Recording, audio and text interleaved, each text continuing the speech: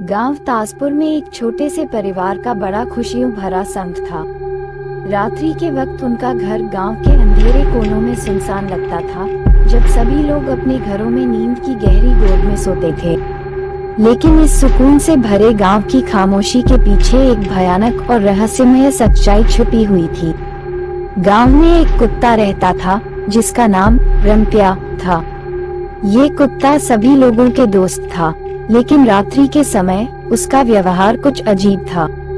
लोग कहते थे कि रात के समय रंप्या अलग अंदाज में होता था, जैसे कि कोई अनजान शक्ति उसे अपने वश में ले लेती है। इसलिए जब भी रात की गहराइयों में कुछ अजीब महसूस होता, तो लोग कहते थे कि यह रंप्या का काम है।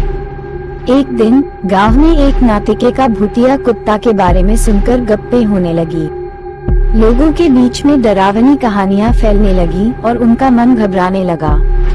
लेकिन इस सब के बावजूद रंप्या का मालिक रामू उन सभी बातों को अविश्वसनीय मानता था। उसे लगता था कि यह सभी बस एक अफवाह है और कोई भूतिया कुत्ता असल में मौजूद नहीं है। एक रात गांव में कुछ अजीब घटनाएं होने लगीं।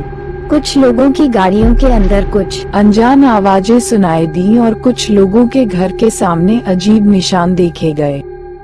लोगों के बीच उत्सुकता की अफवाहें फैल गईं और उनके अंदर एक अजीब सी डर फैला।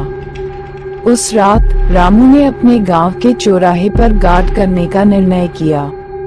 वह रंप्या के साथ लगा हुआ था और दोनों ने अपने चौराहे की रक्षा करने का फैसला किया। लेकिन जैसे ही रात का पर्दा गिरा, रंप्या अदृश्य हो गया।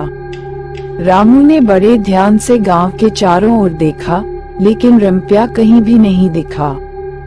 तभी अचानक एक भयानक आवाज सुनाई दी और वह रामू के अंदर भय का आदर्श उत्पन्न हो गया। उसने विशाल अंधेरे में आवाज के स्रोत की ओर देखा और धीरे धीरे उसके पास चला गया। जब वह उस जगह पहुंचा, तो उसने कुछ आश्चर्यजनक देखा।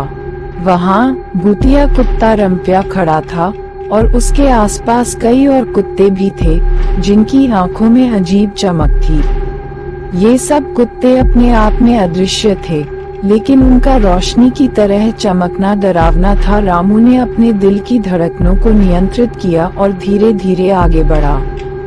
उसने देखा कि ये सभी कुत्ते एक किस्म के साइक्लिक आवाज में घूम रहे थे, जैसे कि उनकी एक अद्भुत रस्म। तभी उन कुत्तों की सभी आंखें रामू की ओर मुड़ी और एक अद्भुत चमक में बदल गईं। उसकी हालत अब भयानक थी, क्योंकि अब उन्होंने महसूस किया कि वह अपने अंदर कुछ अजीब मानवता का अनुभव कर रहा है।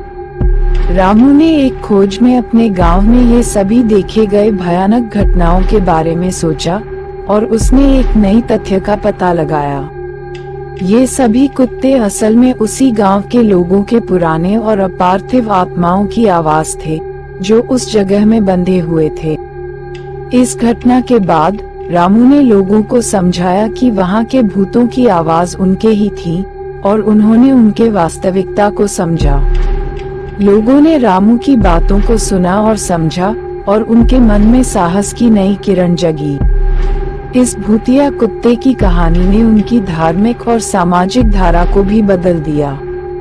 अब गांव वालों ने इसे एक भाग्यशाली समय के रूप में स्वीकार किया और वे अब अपने जीवन को साहस और विश्वास के साथ निर्माण कर रहे थे।